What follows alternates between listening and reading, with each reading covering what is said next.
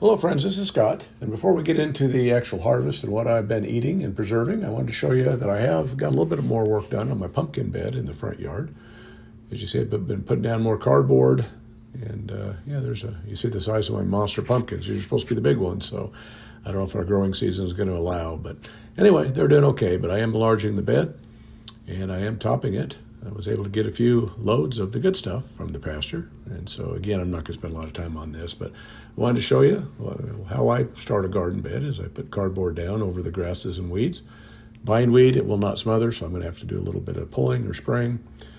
But yeah, I went ahead and got 3 loads of, hopefully more mature manure, but I take what I can get out of the pasture. So a lot more to get, but my time is limited this time of the year with all the other projects. But yeah, I was able to get this bed a little bit more enlarged.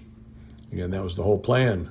Initially was to get it all done, but I just didn't have time, so I'm just going to keep on working at it so it's ready for hopefully next year. But there we go. So that'll rot in, and then I'll bring in some good topsoil and mix it on top. And as I keep continuing to build that bed, and next year, I don't know if I'll be planting corn or other things here, but yeah, it'll be a nice bed. But we do have deer in the area, and I'm not going to totally enclose it. They can still walk, down the sidewalk and get in, but I want to deter them from eating my pumpkins as they get bigger, which they have done in the past.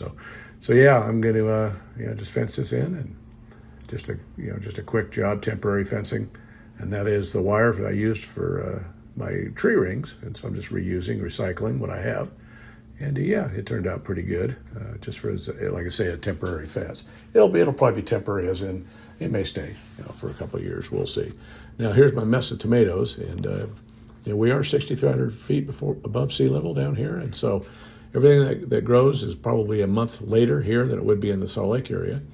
So I'm looking at September for the majority of my tomatoes, and this mess of tomatoes, I started doing a weave with twine, and it got away from me, so I'm just going to let it sprawl and do its thing. They are supported up off the ground, but they are pretty crammed in there. So yeah, I hadn't had a mature tomato yet, and then I saw a little bit of color on one, so I decided to pick it. And it is controversial. People think that you have to leave tomatoes in the vine, and you don't. Once they start showing a little bit of color, they can ripen on the counter, and you'll never know the difference in taste. But there's over a few days, there's a few tomatoes that I got. They're not huge, but I've got a lot bigger ones. But I needed them for my favorite lunch, is my BLTs. So there you go. I overdid it on the tomato a little bit, but yeah, I use Swiss chard for my lettuce because that's all I'm growing down here. But there you go. But I did get some peppers picked, and these are poblano peppers, and I've grown them in the past, but I really didn't know if they were hot peppers or green peppers or what they are. But they're a little bit stronger than just a green pepper. They have much better flavor. But yeah, I'm happy I grew these because I used them for a recipe, and I brought them in the house and stuffed them with tuna fish, a little bit of onion, and cheese and mayonnaise. And yeah, they made these nice little melt-aways, and they were tasty. So I wish I had grown more poblanos because they are good. So I charred them a little bit and melted the cheese, and I enjoyed them. They were really a nice meal. So I am trying to eat what I grow. I'm notorious for growing a bunch of stuff and then not really getting it all eaten up. But I'm being much more mindful in preserving and hopefully fresh eating. And yeah, we're going to do better. But green beans have been on the menu. And again, I wasn't going to plant them this year because I already have a bunch of frozen beans. But I went ahead and did it. And yeah, I've been sitting here, and this is just one evening or afternoon of picking and snapping beans. But I'm just preserving them or bringing them up to Salt Lake, giving them to family. So that's kind of what I'm all about. But yeah, beans are they take a lot of work. They're a high maintenance kind of crop, but they produce a lot of food in a very small area. And it is good to have some beans in the freezer. And yeah, I did blanch them up. And this particular batch was 3 quarts, but I've done this probably 3 or 4 times. So I've got, I don't know if I've got another 9 or 12 quarts of beans in the freezer. And I got many more to come probably. But again, I'm tired of beans. I've got lots. Now this is before my last video. You see the corn was decent. And I started to pick it and just checking on it to make sure I was getting to it before it was overripe. But these ears, like they were last year, are not big. And these are fairly immature, but they're starting to come around. And so I was fortunate enough to be able to pick a few before the raccoons got in and annihilated my entire crop, which was, again, the last video. But I did get a taste of some of the corn, and as you see, as you squeeze a kernel, that's how you tell they're done. If If kind of a zit-looking material comes out, they're done. If they're clear, liquid, they're not done. But you see the one on the top, you can kind of see the difference. That one's done, or close to it. You see it better in hot water. The one on the top was one of the first ones I picked. It was not mature, but it was still sweet. I still ate it. But you see, as they in hot water, the more ripe ones turned that deep yellow. But went ahead and got in the potatoes a little bit. I didn't dig up the whole patch. I just dug up enough to eat, and that's kind of what I'm doing on my first planting of potatoes. And I found a few good-sized ones and a few small ones, so I'm just kind of working my way through. Find a decent one because I wanted to have a baked potato to go with the corn I was just picking, and there we go. I did find a nice big red one. And so yeah, there we go, all cleaned up. Yeah, that's a nice one. So I did put that in the oven, and I should have baked it a little longer. I think I baked it for an hour and 20 minutes.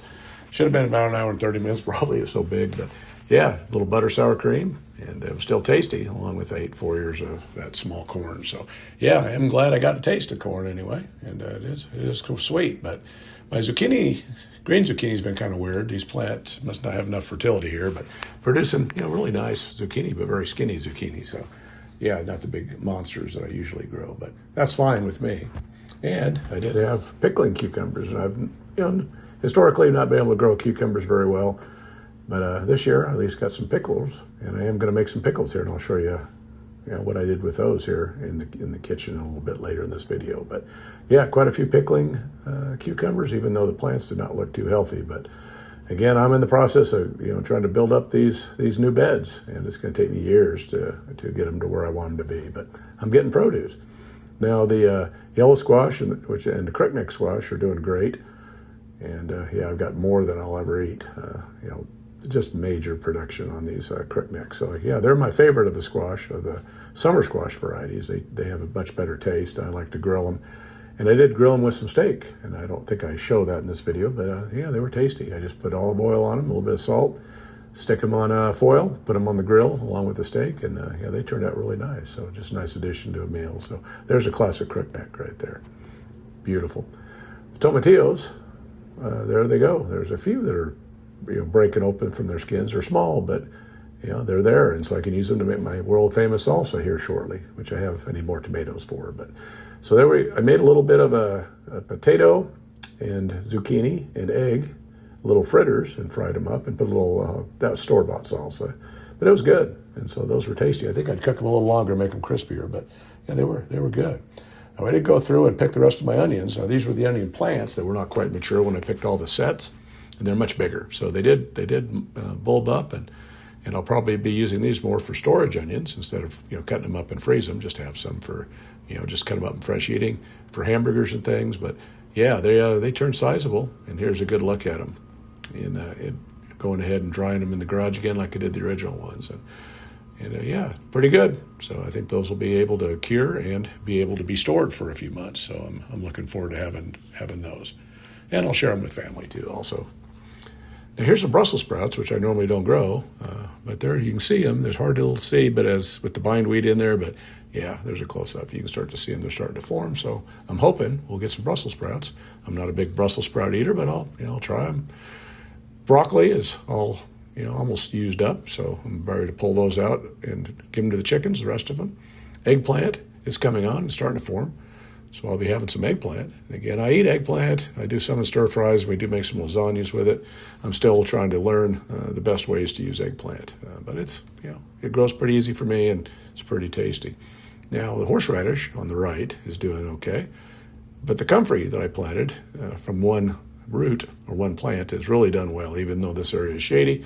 So I just wanted to show you that. That's not a people food, but it's a very good fertilizer and animal feed. Second planting of potatoes are doing well that I healed up in previous videos, and they're starting to flower. So yeah, I haven't got through the first batch yet, and we'll get on the second. But here's a standard basket I pick in an evening in August down here at the homestead. That's Swiss chard up on top there. I have those poblanos. I've got some potatoes, red and white, 1 tomato, beans, zucchini, crookneck, pickling cucumbers, and there's a couple jalapenos sitting in there. You didn't show them, but then there's a little bit of corn. And again, the corn's small, but yeah, it all eats good, so I'm enjoying it. So anyway, I did take those pickling cucumbers in the house, and I am going to learn more and more about pickling. So I did make my own dill pickles, and I did buy some dill from the store. And so I made 2 jars of those. I'll take one to Salt Lake, and they have some of my garlic in it too. And then I did cut up or peel the rest of the red onions, and I did buy a chopper and a slicer. So I did slice up, and I've got some pickled onions, which are really tasty. And I chopped up the others. Well, there's the pickled onions and the 2 jars of dill pickles. And I did slice up the rest of the red onions, and I did make 6 quarts for the freezer.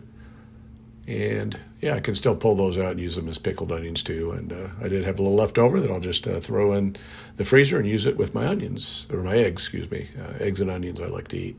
But here's a look at the freezer. And again, there's lots of beef in here from the quarter cow or the quarter steer I bought. But you see I'm topping it off with the vegetables, and I don't want to have to dig through a freezer to find anything, so I'm going to buy another freezer here shortly. But yeah, we're in need of another freezer. But there you go.